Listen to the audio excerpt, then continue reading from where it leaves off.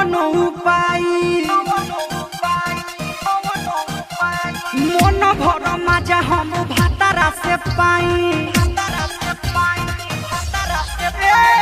Doctor साहेब करी कौन उपाय मन भर मजा हम भातारा से पाई। तसे जिया पसैया संगे रोजे लड़े वाला सुई दे दी बढ़े वाला आधा आधा घंटा पर फेरू चढ़े वाला सुई दे दी बढ़े वाला से जिया पसैया संगे रोजे लड़े वाला दे दी दुनू बढ़े वाला।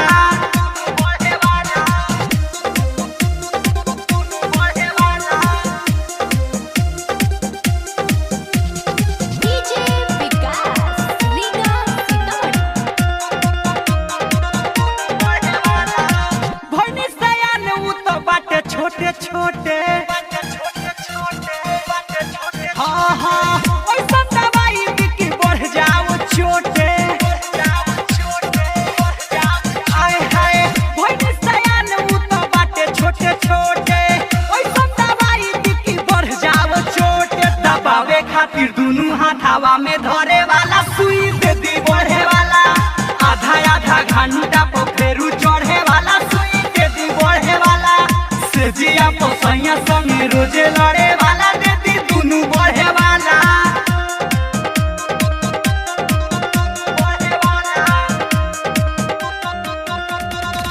म्यूजिक वाला विकेश भोजपुरिया अम्बे रिकॉर्डिंग स्टूडियो दिल्ली।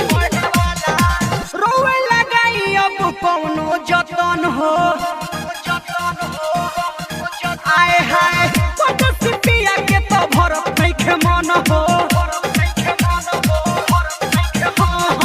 रोवे लगाई अब कौनो जतन हो पिया के तो भरे ना मन हो। निरमल जोगे से संगे छूटा चढ़े वाला दीदी दुनू बढ़े वाला आधा आधा घंटा पर फेरू चढ़े वाला सुई दीदी बढ़े वाला से जिया पसैया संगे रोजे लड़े वाला दीदी दुनू बढ़े वाला। Ambe recording studio Delhi.